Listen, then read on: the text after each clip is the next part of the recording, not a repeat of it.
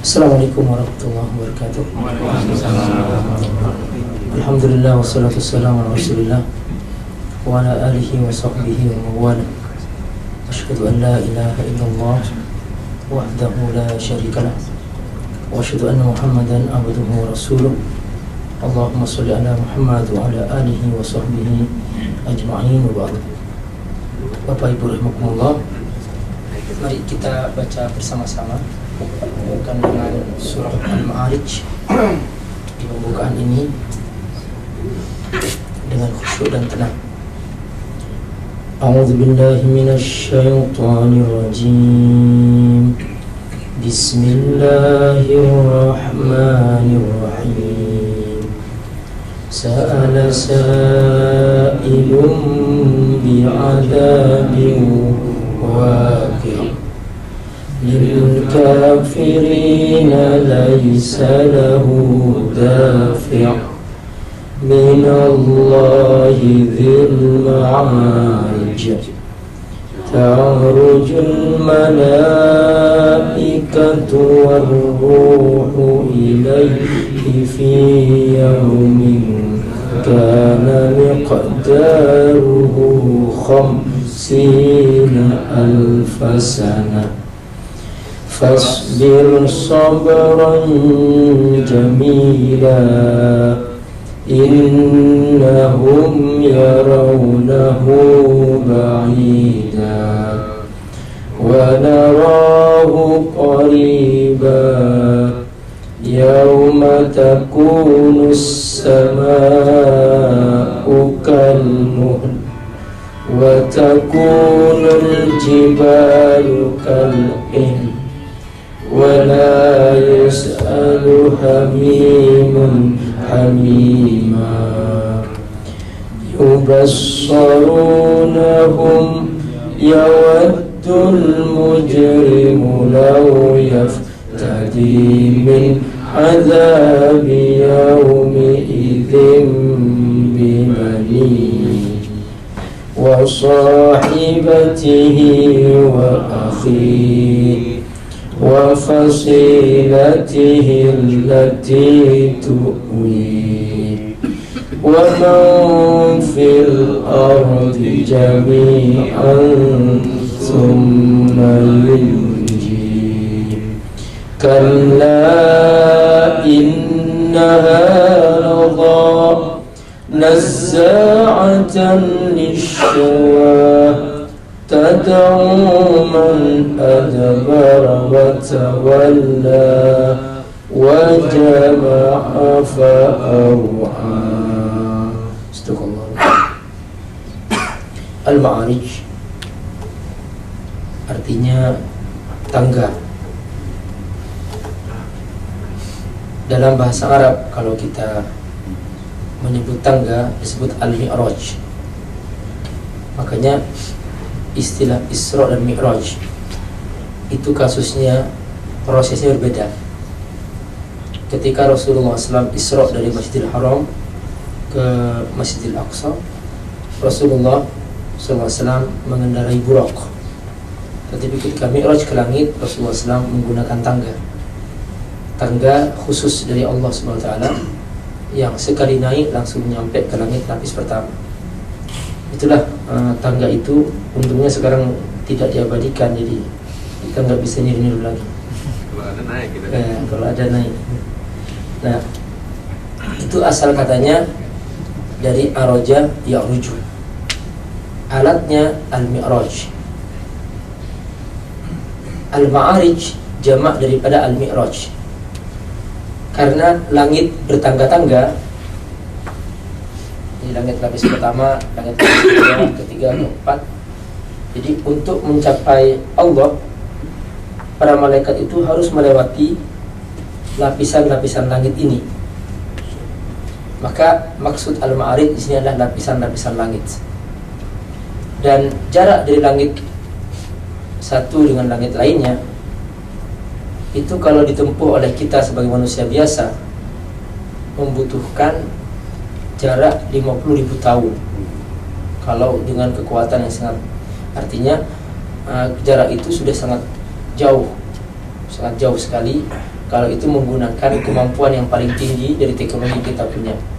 Artinya jarak tempuh ini sehari sama dengan 50.000 tahun. Sehari sama dengan 50.000 tahun. Tentu jarak itu jauh lebih daripada itu, berhari-hari, bukan satu hari, berhari-hari. Seharinya itu sama dengan 50.000 tahun. Inilah yang digambarkan oleh Allah di pembukaan surah Al-Ma'arij. Allah Subhanahu wa taala berfirman, Sa'ala sa'ilun bi'adzabin waqi'. Seorang dari orang kafir bernama An-Nadhr bin Harith datang ke Rasulullah SAW. Dia minta kepada Rasulullah agar dipercepat turunnya azab. Jadi dia minta kepada Rasulullah SAW supaya dipercepat turunnya azab. Dia mengatakan, Muhammad, kalau kamu benar, coba kamu percepat turunnya azab itu. Di sini dikatakan, wa idh qalu Allahumma in kana hadha huwal haqq min indika fa'amtir alaina hijaratan minas sama' aw itina bi adzabin alim. Jadi mereka minta, Muhammad, kalau kamu memang benar dari Allah, coba turunkan azab sekarang juga, ya, pakai batu kepada kami, atau apalah azab apa saja yang pedih, silahkan kalau kamu memang benar. Jadi mereka itu menuntut agar dipercepat turun azab itu. Nah, Allah menjawab, Sa'ala sa'ilun bi'adzabi waqi'. Sa'ala artinya di sini ada banyak makna. Makna pertama bisa artinya minta. Makna kedua bisa artinya bertanya. Jadi as-su'al itu pertanyaan. Kalau sa'il peminta-minta, pengemis-kemis. Jadi kalau ada orang minta-minta itu bahasa Arabnya as-sa'il. Tapi kalau as-su'al itu pertanyaan. Sama juga sa'ilun bisa jadi penanya, tergantung redaksi daripada bahasa. Nah, ini bentuk redaksinya ini, dia bukan bertanya dalam arti tidak tahu. Dia bertanya dalam arti mengejek. Mengejek, Muhammad, kalau kamu benar, ayo datangkan azab itu. Lalu Allah menyebutkan bi'adzabi waqi'. Padahal azab ini pasti terjadi. Baik mereka menentang atau tidak, azab ini pasti terjadi. Di sini kemudian Allah Subhanahu wa taala menegaskan bahwa untuk siapakah azab ini? Lil kafirin, bagi orang-orang kafir. Imam Ibnu Katsir dalam tafsirnya menjelaskan bahwa orang-orang kafir ada dua. Orang kafir terhadap hari kiamat ada dua.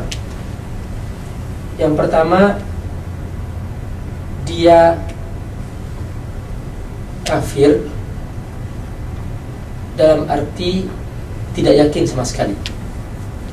Tidak yakin akan adanya alam akhirat, tidak yakin adanya surga, tidak yakin adanya neraka. Maka dia tidak bersiap-siap, lalai. Dia hidup di alam semesta dan di muka bumi ini, pekerjaannya hanya ngurus dunia. Setelah itu dia mati, dan dia mengira bahwa dunia ini akhir segala-galanya.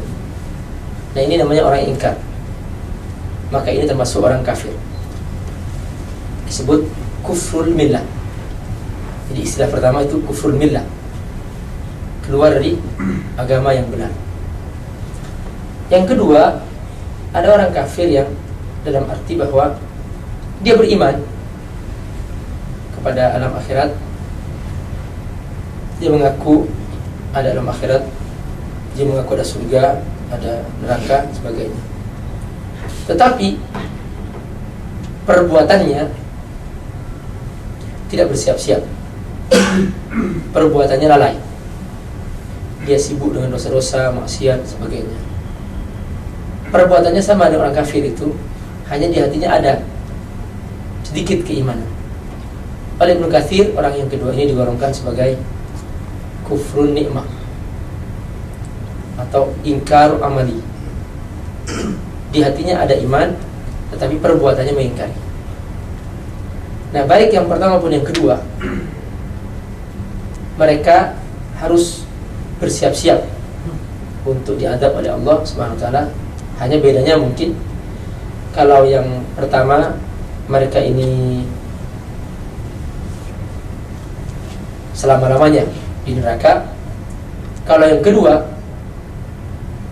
mereka diuji dulu di neraka, lalu setelah itu diangkat oleh Allah Subhanahu wa taala sesuai dengan kadar dosa yang telah dia kerjakan. Lalu karena ada imannya, sekalipun iman itu sebesar atom mithqala dzarratin minal iman, maka orang itu akan diangkat oleh Allah dan dimasukkan ke surga. Karena itu surga, kata Rasulullah, bertingkat-tingkat. Inna fil jannati mi'atu darajah. Di surga itu ada 100 tingkat. Ma baina darajatin wa ukhra baina as-sama'i wal ard. Antara tingkat yang satu dengan tingkat yang di atasnya itu jaraknya seperti langit dan bumi. Jadi kalau seseorang ingin melihat, kata Rasulullah, melihat tingkat yang kedua, ka'annahu yanzuru najman fis sama'. Dia seperti melihat bintang di langit.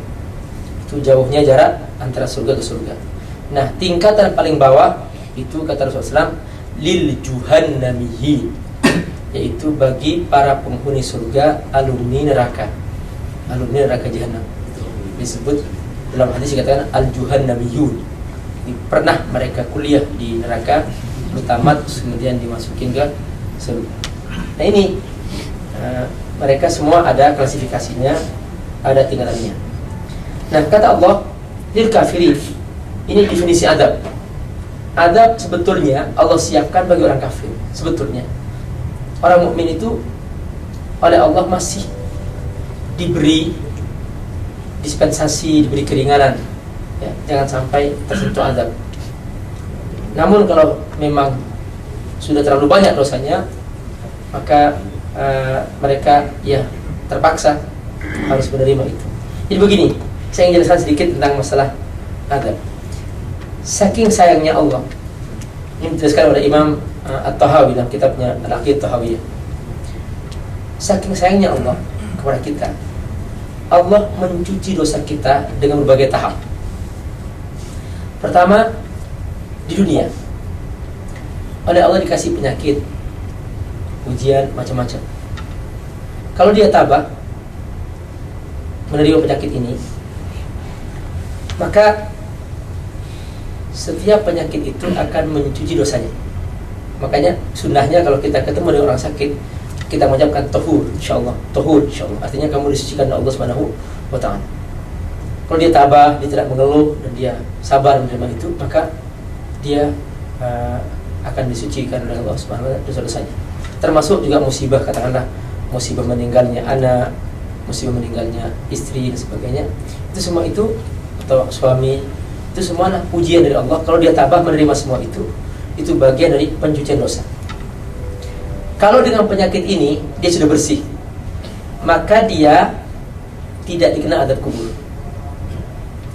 Kalau ternyata sudah diberi penyakit, dia tabah, sebagian dosa tersucikan, namun masih ada dosanya karena cukup banyak, maka dia ketika meninggal dunia dikena azab kubur.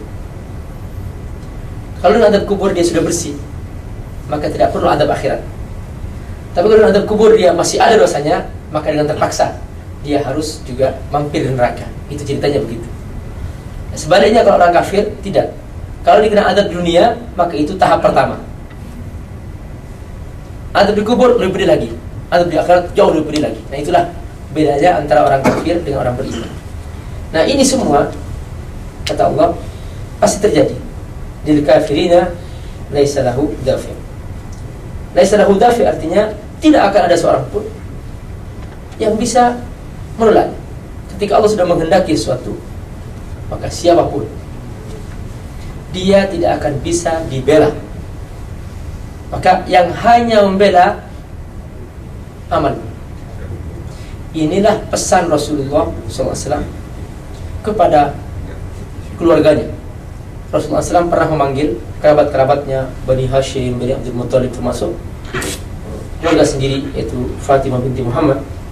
Rasulullah SAW menjelaskan, ya Bani Hashim, wahai Bani Hashim, lastu mas'ul ankum yaumil qiyamah, aku tidak bisa membela kamu di hari kiamat. Amalmu yang bisa membela kamu. Kamu tidak bisa mengatakan aku ini kerabat Muhammad, tidak bisa. Hanya amal kamu yang bisa membela. Kemudian Rasulullah SAW sampai bilang kepada Bani Abdul Muttalib, aku benar kerabat kamu, tapi kamu tidak bisa mengatakan di depan Allah di hari kiamat bahwa aku ini kerabat Muhammad. Hanya amalmu yang bisa membela kamu. Aku tidak bisa membantu kamu. Terakhir Rasulullah SAW datang kepada Fatimah binti Muhammad. Rasulullah SAW mengatakan, ya Fatimah binti Muhammad, wahai Fatimah putri Muhammad, is'alini min mali, ana abuk, silakan kau minta kepadaku harta, aku ni ayahmu, kau minta urusan dunia silakan. Lastu mas'ul anki yaumil qiyamah, tapi hari kiamat yang bisa membela kamu hanya amalmu.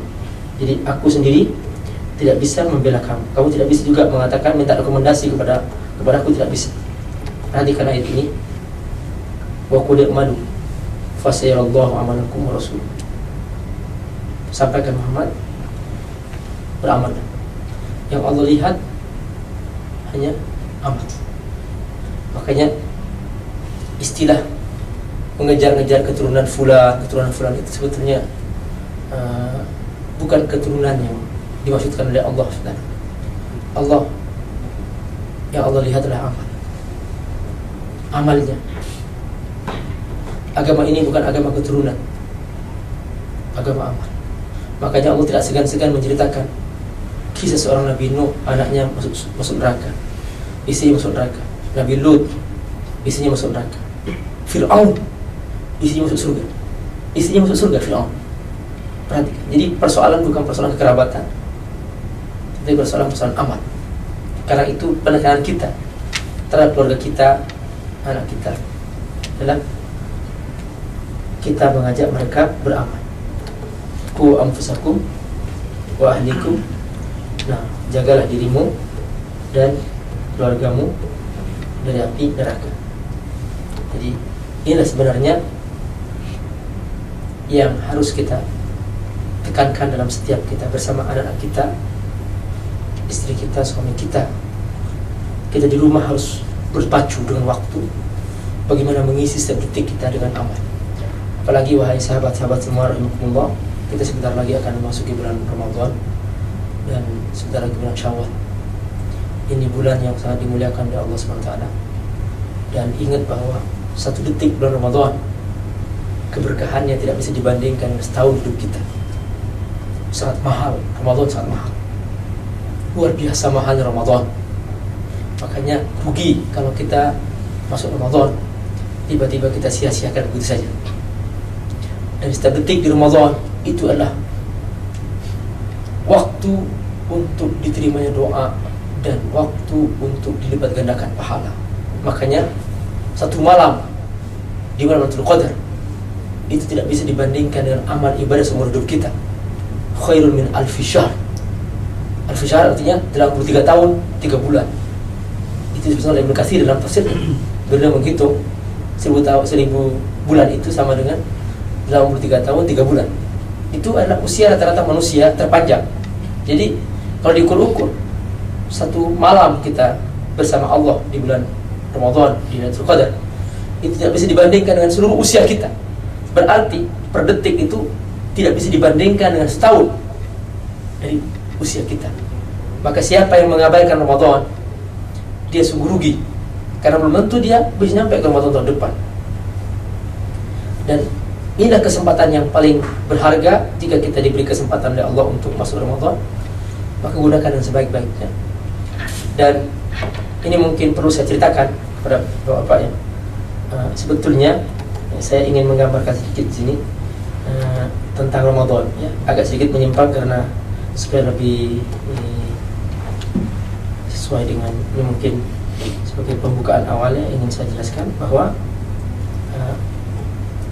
Allah Subhanahu wa Ta'ala telah memberikan satu paket Ramadan itu sebagai acara khusus. Nih, kalau Bapak melihat urutan ayatnya, Bapak akan tahu bahwa Ramadan itu bukan hanya bulan puasa. Lihat, dari ayat 183 sampai ayat 187. Ini semua satu paket tentang Ramadan. Program pertama kata Allah, kutiba alaikumusiyam, berpuasa. Program kedua ini tentang puasa, karena itu puasa wajib, maka yang sakit harus mengganti, yang musafir juga harus mengganti. Kalau itu puasa, yang tua dia wajib membayar fidyah dan sebagainya. Ini hanya berkaitan dengan puasa. Program kedua adalah Ramadan bulan Al-Quran. Ramadan bulan Al-Quran. Maka orang yang masuk Ramadan, maka dia adalah hidup bersama Quran. Bahkan para ulama mengatakan, ketika menjelaskan ayat ini, diwajibkannya kita berpuasa Ramadan karena untuk mensyukuri nikmat Al-Quran. Makanya Allah firman, "Faman syahida minkum syahra falyasum." Kalau kamu sudah masuk Ramadan, maka wajib kamu berpuasa. Apa? Sebagai syukur kita kepada Al-Quran, pada Allah atas nikmat Al-Quran. Makanya penutup ayatnya bunyinya apa? Wa la'allakum tashkurun. Aku bersyukur. Program yang ketiga adalah kita bertaqarrub ila Allah, fa inni qarib. Kita hidup selama Ramadan mendekatkan diri kita kepada Allah Subhanahu wa Ta'ala. Entah dengan berbanyak salat malam, falistajibuli wal minubi, istijabah kepada Allah malam, berbanyak qiyamul lail. Makanya sebetulnya qiyamul lail di Ramadan itu tidak dibatasi 11 rakaat. Kalau ingin 11 rakaat, bacaannya seperti Rasulullah, itu surat Al-Baqarah, surat Ali Imran, terus sampai menjelang sahur. Makanya semakin pendek bacaannya, semakin banyak rakaatnya. Di Mekah atau di Madinah itu setiap malam 33 rakaat. Jadi 10, kemudian 13. Itu sampai sahur. Nah itu. Jadi istijabah kepada Allah, dekatkan kepada Allah, dan seterusnya. Jadi masalah rakaat bukan masalah yang harus dibatasi, tidak ada. Nah, juga termasuk perbanyak doa. Di sini ujibu da'wat da'i da'an. Ini program juga Ramadan. Makanya Rasulullah SAW memperbanyak doa ketika Ramadan, dan bahkan Rasulullah menyebutkan bahwa inna lis-shaim da'watan la turad. Orang yang berpuasa itu doanya tidak ditolak oleh Allah Subhanahu. Nah, lebih khusus lagi, lebih mahal lagi adalah menjelang buka puasa. Menjelang buka puasa itulah dari setelah asar sampai maghrib. Itu dia yang waktu mustajab. Jadi waktu itu jangan dibuang-buang. Itu paling mustajabnya tempat dan posisi. Rasul menyebutkan kubail iftar, spesial untuk ahli puasa. Hanya sayangnya ya, banyak orang menyanyiakan, justru malah menjelang buka puasa mereka jalan-jalan, kemudian mana nunggu buka puasa dan sebagainya. Nah ini sungguh kesempatan yang sangat mahal itu ternyata banyak disia-siakan. Nah, bahkan juga Rasulullah SAW mengajarkan kepada kita bahwa kalau kita masuk ke Ramadan, hendaklah kita bersungguh-sungguh memperbanyak doa tersebut setiap saat. Jadi jangan hanya waktu tertentu saja. Setiap saat kita banyak doa, sehingga kita menjadi orang-orang yang senantiasa mendapatkan apa yang kita inginkan. Dan doa itu bukan seperti orang mengatakan, saya sudah mampu ya, sudah punya apa segalanya, sudah punya rumah banyak, sudah punya mobil banyak, sudah punya apa lagi, istri banyak, umpama ya. Nah, maksudnya doa ini bukan hanya untuk urusan dunia. Doa itu untuk urusan akhirat. Kita minta surga, minta ampunan untuk orang tua kita, ayah ibu kita dan sebagainya. Nah inilah yang harus kita pahami mengenai hakikat Ramadan. Nah, kemudian program yang Allah sebutkan juga sahur. Wa kulu washrabu hatta yatabayyana lakum al-khaytul abyad min al-khaytil aswad min al-fajr. Program sahur. Allah menyebutkan sendiri. Jadi sahur ini diutamakan, Allah sebutkan bahwa ini termasuk ibadah program khusus di Ramadan dengan penjelasan dari Allah langsung. Mengapa? Ternyata dalam banyak hadis sahur ini kedudukannya di Ramadan sangat penting. Jadi bagi orang yang berpuasa wajib Ramadan itu, sahur itu jangan diabaikan. Kata Rasulullah, faslun ma baina siyamina wa siyamil kitab akalatus sahur. Yang membedakan antara puasa kami dengan puasanya orang Yahudi Nasrani itu makan sahur. Jadi ketika seorang berpuasa Ramadan dia tidak mau makan sahur, berarti dia mengikuti cara berpuasanya orang Yahudi Nasrani. Soal begitu Rasulullah SAW menjelaskan. Dan bahkan Rasulullah SAW bersabda bahwa tasahharu fa inna fis sahuri barakah. Sahurlah karena dalam sahur ada keberkahan. Ada keberkahan. Nah, ini semua dalam rangka supaya kita terbiasa bangun sebelum fajar. Makanya sahur yang paling baik kata Allah, hatta yatabayyan lakumul khaytul abyad min khaytil aswad min fajr. Sahur yang paling baik adalah sampai jelas terbit fajar. Tidak ada ajaran dalam Islam wajib berhenti sebelum fajar. Tidak ada. Semua para sahabat makan sahur, mereka sampai mendengar adzan, bahkan sampai adzan selesai mereka masih makan. Itu semua kisah para sahabat. Semua ijma, mereka bersepakat bahwa tidak ada ajaran wajib berhenti sebelum fajar. Tidak ada. Bahkan Ibnu Hajar mengatakan siapa yang mewajibkan berhenti sebelum fajar itu bid'ah dalam agama. Karena tidak pernah Allah mengajarkan. Karena banyak orang sudah imsak tidak makan. Padahal keberkahan puasa di sahur. Kata Rasulullah, tasahharu fa inna fi sahur walau jur'atan min ma', seteguk air kau minum. Bahkan salah seorang sahabat bernama Umar bin Khattab radhiyallahu anhu, dia makan terus adzan berbunyi, masih makan terus. Selesai adzan masih makan terus. Sampai iqamah. Rasulullah sudah masuk ke mihrab. Terus kata Umar, "Ya Rasulullah, aku belum minum." Ini kata Rasulullah, "Minum." Umar minum. Rasulullah sudah masuk ke mihrab, sudah mau salat. Masya Allah, itu untungnya kepada Rasulullah jadi di sini. Tapi ini satu panduan bahwa memang masalah sahur itu sangat elastis, sangat fleksibel. Jadi luar biasa dalam Islam, karena fajar itu terbit bukan sebentar. Fajar itu terbit panjang, dia memanjang dan cukup berdiam qadra khamsina ayat, sekitar 50 ayat. Kalau kita baca Quran 50 ayat itu, maka itu masih berlangsung. Maka Rasulullah, idza sami'a ahadukum nida, kalau kamu mendengar adzan subuh, wal ina fi yadayhi, kau sedang makan, fala tada'uhu, yang berhenti hatta taqdi hajatahu, sampai selesai. Maksudnya yang di piring, bukan yang di meja, bukan yang di kulkas, di piring maksudnya itu ya. Jadi diselesaikan dulu ya. Karena harus menyebutkan ina ya, wal ina fi yadayhi. Jadi apa yang diambil di piringnya besarin sedikit biar agak fleksibel. Nah, itu juga salah satu tuntunan Rasulullah SAW. Bahkan suatu hari Aisyah, dia sedang sahur, terus mendengar adzannya Bilal. Kata Rasulullah, kok berhenti kamu? Adzan. Kata Rasulullah, kuli washrub hatta yu'adzin Ibnu Maktum. Makan dan minumlah sampai kamu mendengar adzannya Abdullah bin Maktum, li'annahu la yu'adzin illa fil fajr. Karena dia tidak adzan di waktu fajar. Berarti Rasulullah memerintahkan Aisyah supaya makan sampai kau mendengar adzan subuh. Benar-benar diajarkan begitu Rasulullah SAW kepada Aisyah. Nah, ini program khusus. Kenapa? Supaya kita terbiasa bangun sebelum fajar. Bahwa bagi seorang mukmin sepanjang hidupnya wajib bangun sebelum fajar, karena dia wajib salat subuh. Inilah perbedaan antara mukmin dengan orang kafir. Orang mukmin waktu sehari bukan dari matahari. Sehari bicara mukmin adalah dari terbit fajar. Makanya kita puasa sehari bukan dari matahari terbit. Puasa sehari kita dari fajar terbit. Inilah seorang mukmin yang sejati. Dia adalah memulai hidupnya dengan fajar, dan dengan fajar itu dia sudah langsung dekat kepada Allah SWT, dia melaksanakan salat subuh. Nah, puncak dari semua ini adalah i'tikaf. Nih, wala tubashiruhunna wa antum akifuna fil masajid. I'tikaf. Jadi Allah sendiri menyebutkan puncaknya itu i'tikaf. Nah, di sini fil masajid, bukan fil mall, enggak ada fil mall. Ya. Atau nggak ada di sini wa antum mudikun, nggak ada mudikun di sini. Yang ada akifun. Nah ini nggak tahu dari mana tuh ayatnya mudikun. Dari mana? Wa antum mudikun. Mudik. Jadi puncaknya adalah itikaf.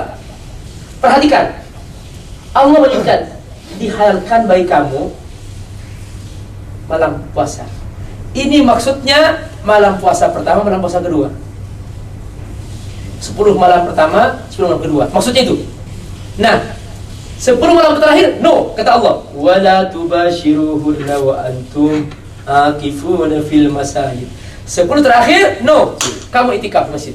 Jangan dekati lagi istri kamu. Itu masih dispensasi 10 malam pertama, 10 malam kedua. Perhatikan, luar biasa tuntunan ini. Dan perhatikan ayatnya.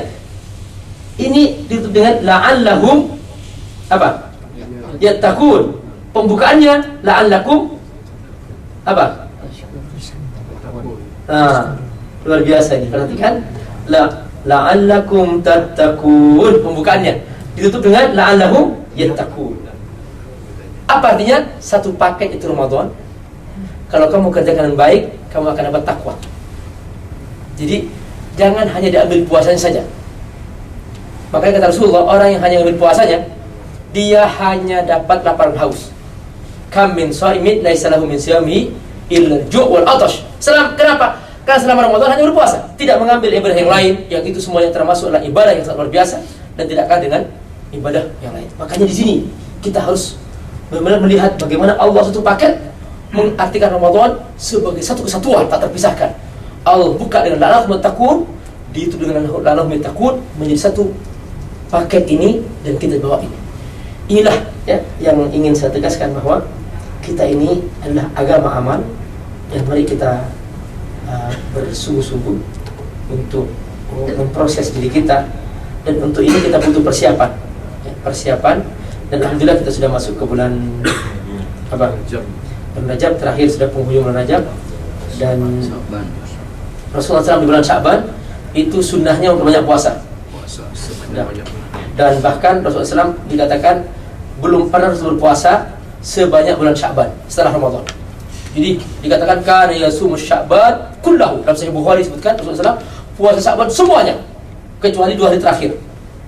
Jadi setiap hari sunnah Sya'ban itu berpuasa.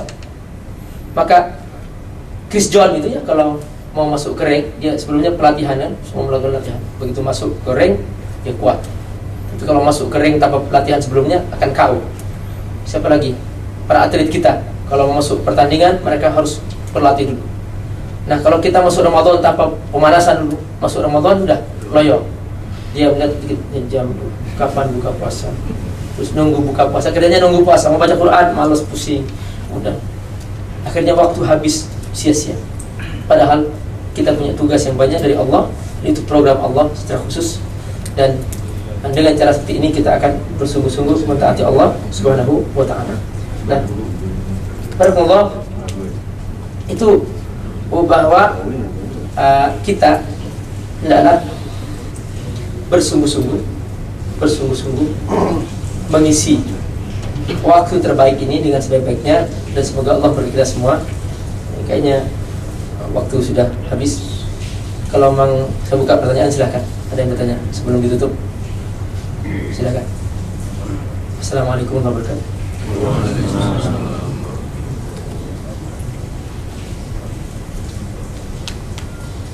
Ya, silakan. Tadi ada penjelasan pertanyaan tentang di akhirat. Rasul pun saya tidak bisa membantu. Nah, bagaimana dengan syafaatnya?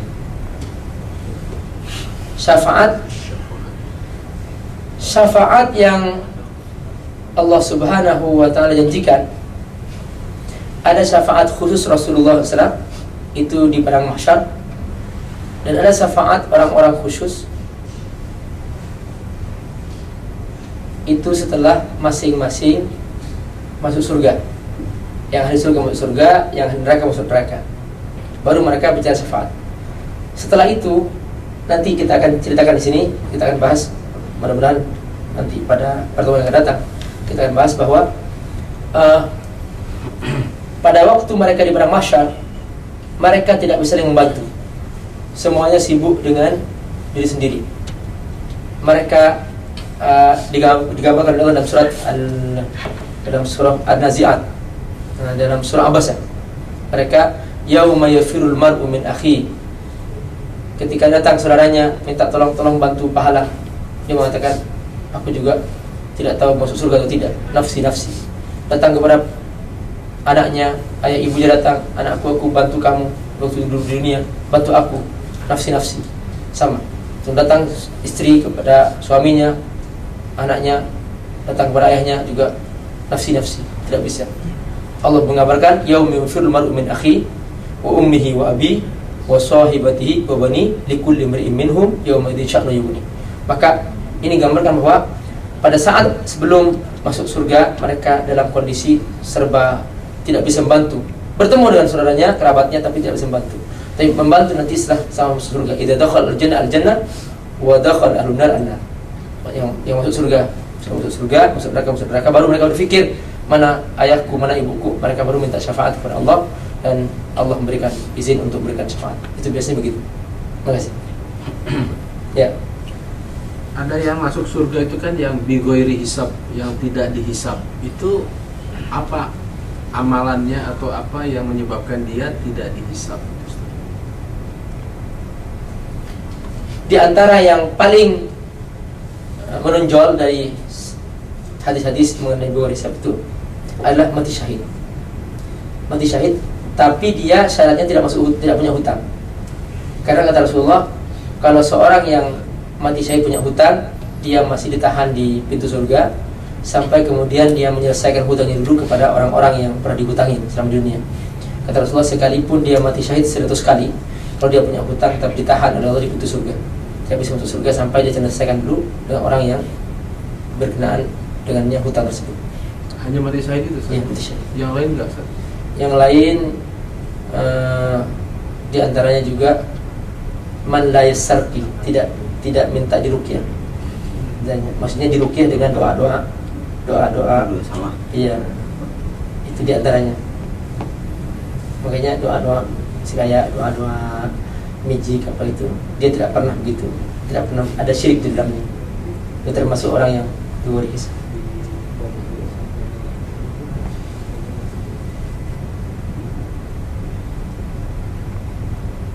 Ya, yang lain?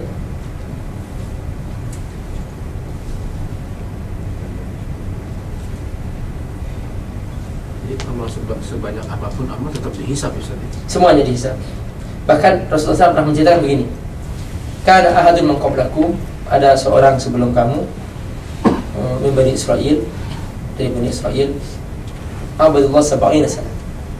Dia beribadah kepada Allah selama 70 tahun dan tidak bekerja apa-apa kecuali ibadah.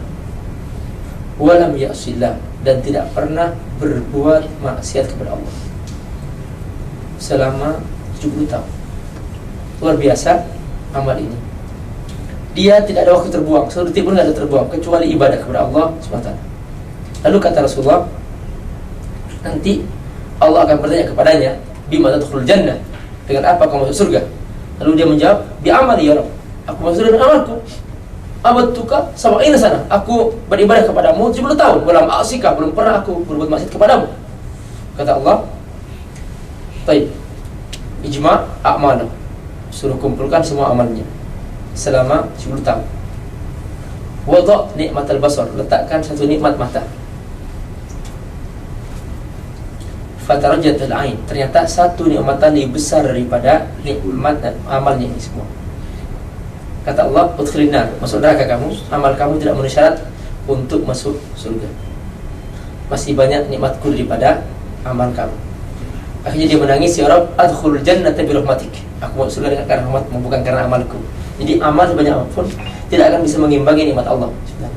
Jadi kita belum bisa mengimbangi nikmat mata, nikmat jantung, sebanyak apapun amal kita. Nah, makanya hal-hal yang sifatnya tadi dispensasi atau spesial itu, ya itulah yang itu berbeda kasusnya. Jadi bukan karena amal yang khusus, tapi amal yang lebih kepada spesial yang Allah berkati bagi bigoiri hisab.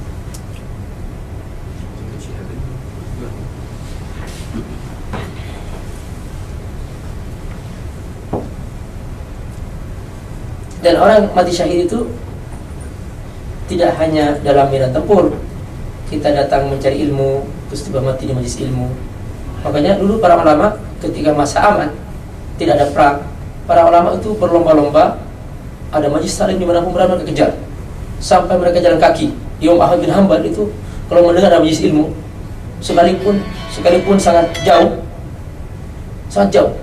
beliau berjalan kaki sampai dikatakan karena yaqta'u safar 30,000 mil. Imam Ahmad bin Hanbal dia itu berjalan kaki pernah sejauh 30,000 mil untuk mencari gurunya, belajar ilmu kepada gurunya. Berangkat dari Baghdad ke Mekah, dari Mekah ke Yaman. Itu luar biasa. Terus kemudian Imam Ibnu Hibban, salah seorang ulama hadis, beliau punya kitab Sahih Ibnu Hibban, setingkatnya di bawah derajat Imam Bukhari. Beliau juga mengatakan bahwa tatalmatu ila alfaini syekh, aku telah berguru pada 2000 syekh. Jadi jalan-jalan di mana kita mencari ilmu itu termasuk bagian pada penyebab mati syahid. Jadi kalau kita sedang mencari ilmu dan sebagainya, kita termasuk mati syahid. Termasuk juga man qutila duna malihi wa syahid, orang yang terbunuh karena membela hartanya juga mati syahid. Maksudnya ya dia bersungguh-sungguh karena dizalimi dan sebagainya, itu termasuk bagian daripada mati syahid. Seorang wanita yang juga hamil karena lalu dia meninggal ketika melahirkan sebagainya, termasuk perjuangan, itu termasuk diukur mati syahid. Tentu bertingkat-tingkat mati syahid itu, dan di antara tingkat dan bertingkat lah mencari ilmu. Makanya di sini saya sebutkan di sini Allah Subhanahu wa taala mensejajarkan antara mencari ilmu dengan berperang di jalan Allah. Surat At-Taubah 122. Perhatikan ayat ini. Wa ma kana mu'minun yanfiru kaf. Tidak seorang mukmin semuanya pergi medan tempur. Falau nafara min kulli firqatin ta'ifatun litafaqahu fid din. Harus ada sekelompok golongan belajar ilmu agama. Perhatikan di sini. Jadi ada dua, ada di split. Satu ke medan tempur, satu ilmu agama. Artinya kalau kamu tidak mau berperang, kamu hadir majlis taklim. Sama ini, mati syahid sama. Nah, disinilah bahwa kalau majlis taklim kita adalah bersungguh-sungguh, datang dengan semangat, dengan jiwa semangatnya, bukan niatnya untuk tidur semua kan. Karena memang majlis taklim ini tempat paling enak tidur. Susah tidur jadi datangnya ke majelis taklim. Oh ya Ustaz, saya nasihatin Pak, kalau Bapak tidur di rumah, tadi majlis taklim bisa tidur pasti sana. Benar itu. Ya, baca majlis subhanakallahumma wa bihamdika asyhadu an la ilaha illa anta astaghfiruka wa atubu ilaik. Wassalamualaikum warahmatullahi wabarakatuh.